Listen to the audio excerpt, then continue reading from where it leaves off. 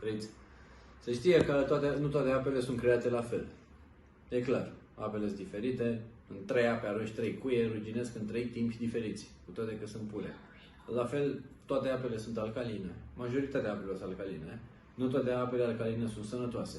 Și nu toate apele alcaline sunt chiar alcaline. Multele sunt alcalinizate. Singurul efect pe care l-au în corp este de hipergasinemie, să neutralizăm bicarbonatul din ele. Hai să o luăm altfel. Să zicem că bem apă alcalină. Apă bună, da? Natural alcalină.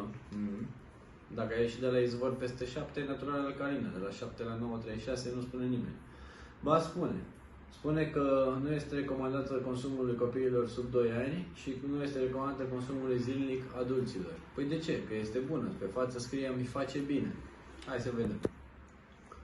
Punem 3 picături, da? De apă la care oamenii au acces. Bun pH-ul, foarte bun. Nu contează pH-ul, dar e popular. Mi-e sete. Știți Bruce Willis, actorul? Moare de demență. Știți la ce făcea reclamă? Hai să vedem. De ce moare de demență? Am pus 3 picători și de la pH 9 a ajuns pH 2. Acidul la baterie de la mașină are pH 3. Mai punem apă, să încercăm să neutralizăm. Cu Dumnezeu înainte. Da? Să vedeți cât de greu neutralizăm. Aici am tot Kangen, da? Punem. Am apă naturală alcalină, practic. Am același pH tester, aceeași combinație, pun doar un pic. Nu mai e alcalină, mai punem un pic. Deja este acidă. Eu cunosc oameni, Diana, care beau 6 pe zi, 5-6 pe zi. Arată bine că sunt tineri. Dar să neutralizeze atâta în corp, e foarte mult. Hai să vedem. Arată de fapt de ce.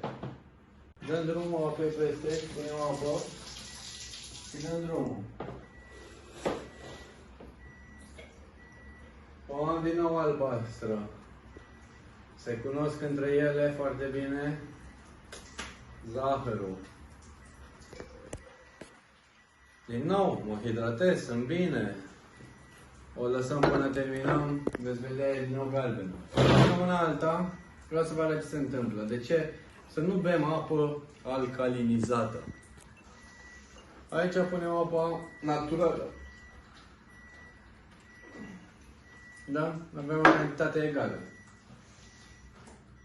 O vedeți? Nu mai e alcalină. Și cât? Că asta e o guriță mică ce am pus. Uite, doar un pic mai bun. Când la 30 de ani nu mai avem dinți în gură, Bruce Willis, power, capitalismul. 3 picături. 1, 2, 3. 1, 2, 3. Nu e mare diferență între ele ca pH. Nici nu mă interesează asta. Diferența e de la cer la pământ, de fapt. Să ne imaginăm că suntem un pește. Nu interlop, da? Că respectăm legea. Suntem un pește care notă într-un acvariu. Și notăm într-un acvariu și stăpânul ne dă de mâncare. Stăpânul ne schimbă apa. Asta vă propun și eu, să vă schimbați apa. Dacă stăpânul nu schimbă apa, eu pește fac căcuța, fac pișulică în apa aia, care este acid. Și ce se va întâmpla? Omul face căcuța în apă că respiră. Respiră oxigen, elimină dioxid de carbon, da?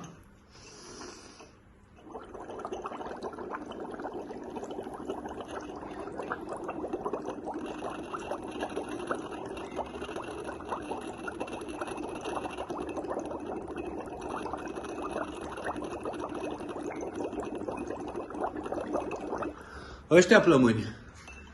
Și vreau să vă arăt doar. Conform testului de mai devreme, că suntem înconjurați de aciditate. Cafea, țigări, stres, poluare, carne, alcool, numiți-le voi, da? Majoritatea nu sunt bune.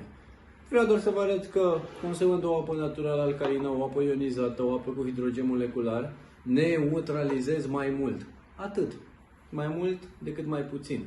Pentru că în momentul de față, apa a devenit acidă, eu mor că nu mai am oxigen, pot să beau multă apă. Da, acum se curăță. În momentul în care am mediu acid, revenim cu ceva alcalin chimic, super, continuăm. S-a făcut singură, da, avea acid în ea. Are sens. Unii oameni spun că beau 2 litri de apă pe zi, 3 litri, 5 litri de apă pe zi și ei sunt deshidratați. Da, că nu beau apă. Beau un lichid care seamănă cu apa. Nu asta, orice apă, aproape orice apă îmbuteliată. Nu se strică. O boi după 2 ani, îți faci în bidon, o bei, blană. Una de izvor nu se va întâmpla așa niciodată. Nu toate apele sunt create la fel, nu toate apele alcaline sunt la fel. Una singură este apă cu proprietăți terapeutice, chiar dacă nu vindecă nimic. Mă hidratează, îmi dă minerale, îmi dă hidrogen, îmi dă antioxidanți. Multă sănătate!